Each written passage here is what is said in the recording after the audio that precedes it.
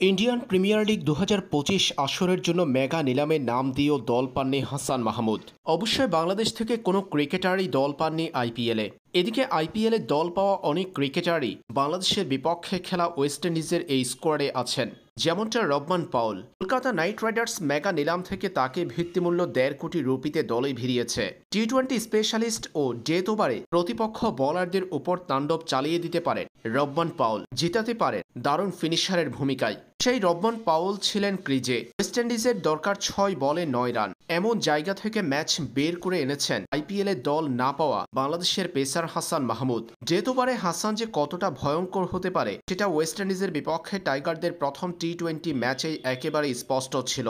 রবমান পাউলকে বেশি বল খেলতে দেননি হাসান। প্রথম দুটা বল খেললেও তৃতীয় বলে আউট হয়েছেন তিনি।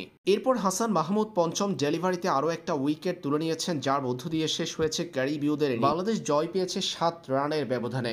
আইপিএলের নিয়মিত মুখ রবমান পাউল ক্রিজে থাকার পরেও ডেথ ওভারে চমৎকার বোলিং করে ৬ বলে ৯ রান থেকে ম্যাচ ছিনিয়ে এনেছেন হাসান মাহমুদ। তাই মনে করা হচ্ছে ডেথ ওভার স্পেশালিস্ট হিসেবে পরিচিতি পাওয়া হাসানকে মিস করবে আইপিএল।